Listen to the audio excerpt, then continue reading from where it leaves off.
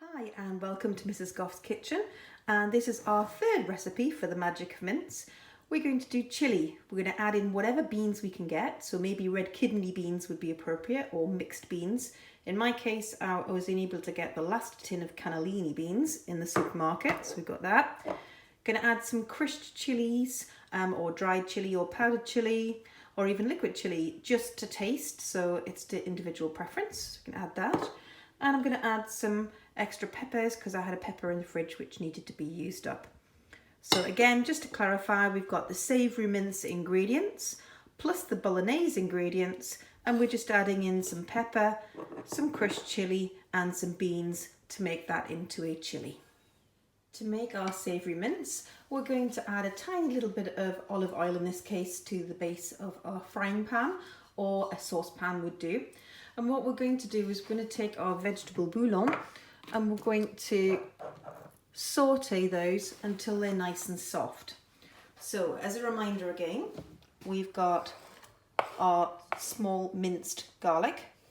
We have one large onion, one medium-sized carrot, and one stalk of celery. And this would be perfect for 500 grams. In this case, what I'm going to do is I'm going to split the recipe in a moment, so I'll have 250 grams of mince in each one. So let me just get this back in there. There we go. And what we're going to do now is we're going to saute those. Okay, between 5 and 7 minutes have passed, and now you'll see that the carrots, onions, celery and garlic are nice and softened. What we're going to do now is we're going to add the mushrooms. So I'm now going to dry fry my mince, and you can see it go brown. All I've done is I've just popped the veg to one side. You could take out the pan if you have a smaller pan, or you can just add it in as well. But for the purposes of the video, I'm just adding in my meat like so. So I'm back having washed my hands, and I'm just going to break up the mince. And as you can see, once the mince is cooking there and making contact with the pan, you'll see what's known scientifically as the Maillard reaction. And that's where the sugars that are present within the beef are turning the mince from a blood red to a brown. So this is where we're browning the mince. So I'm going to mix this vegetables in now. And this is my savoury mince. Now, of course, everything that we cook here in Mrs. G's kitchen is all about personal preference. So if you don't like celery or you're allergic to celery, then of course don't put it in. Same goes for mushrooms, same goes for onions, same goes for carrot. Some people find grating the carrot in works much better, and it melts down and adds a slight sweetness. Some people just prefer to have a little taste of onion but not have the texture, like my husband and my son. So what I tend to do with that is just to puree it down, and then they never know it's in there and it kind of gets hidden. So we have savoury mince now, which is the standard recipe which we can now use for a bolognese, which is a meat-based ragu sauce, or we can make this into a chili, whatever you would like to do. Now, this is the basis, but what we need to do is add our gravy. So what we're going to do now is we're going to add our gravy. I'll bring this into shot. I'll just take this off the heat for now, so I'm not competing with the noise.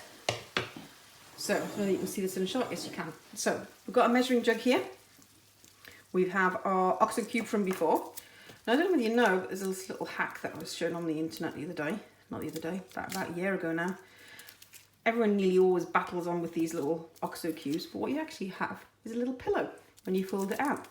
And then if you rip the top off like that, you've then got a pouring spout to pop your stock cube in. Who knew? Alright, so we're going to make our own little gravy here. No gravy granules inside. I've got a kettle which I've boiled, and for this particular amount of mince, I'm going to add about 400 millilitres of stock. We've got 400 millilitres of our oxo, our beef stock, which we're going to add in. slowly so it doesn't spit. There we go. And that's going to help cook our mince a little bit longer. Now at the moment that looks very, very watery, and what we're looking for is a nice reduction sauce. So in order for that to reduce down further and thicken up, what we're going to do is add a couple of teaspoons of corn flour starch. What we don't do is we don't put it straight in. What we do is we put it in with cold water to make a little slurry, and then add that into the middle there. And of course, if you do have something like Bisto or Quixo, all these equivalent gravy granules, then of course you could use those as well. In terms of GCSE higher skills, what we're looking for is for you to be able to make your own stock and then be able to make a reduction for those higher skill levels. So I'm going to let this simmer away for a little bit until it starts to reduce. As you can see, our sauce has reduced down now. It's been simmering away for 10 minutes. That's what we call a reduction sauce. So it's reduced down in terms of the amount of liquid it has, because that excess liquid has evaporated. And the other little bit of science in here is obviously the starch from the corn flour, which we've learnt about previously, whereby those starch granules have gone through the process of gelatinization, where they've reached a temperature of 80 degrees Celsius, and they've started to burst and collapse and started to ooze out their lovely viscosity and make this into a lovely, fantastic thickened sauce. So there's savoury mince, ready to rock and roll. So we do have a savoury mince now, which we can add our tomato base and our Italian herbs, which is going to give us our bolognese sauce. Now traditionally what would happen now is you would have actually added the tomato first and the stock afterwards, but I find that this is a really good standard recipe to have in your freezer or in your fridge to adapt to however the family wants to eat it. So I'm adding 400 millilitres of tomato passata. Equally tinned tomatoes would work well. I'm going to put approximately a tablespoon or 2 of mixed herbs and 1 of basil. Now this particular recipe has garlic in already, so you've already got the traditional Italian herbs. And if we let that simmer away for a further, say 10 minutes, we've got a lovely bolognese sauce. I've divided the bolognese sauce into 2 saucepans. So firstly, there's my lovely rich bolognese sauce ready for my spaghetti bolognese. And this other one that I've got halved here, exactly the same, but what I'm going to do now is I'm going to add some chilli. So I'm going to add a little bit of chilli to taste. I quite like it quite hot, so I'm going to put about a teaspoon in. Might add a little bit more later. I'm just going to take it off the heat a moment while I stir that in. Turn the temperature down a little bit. Okay, so in order to make this into a chilli now, you can add any vegetables you want and any beans. So today I've got half a yellow pepper, which I had in the fridge, and I've also got a tin of cannellini beans. Normally I would put in red kidney beans or a mixture of beans or some chili beans, but today these are the beans that I've got. You could also add in baked beans if you want.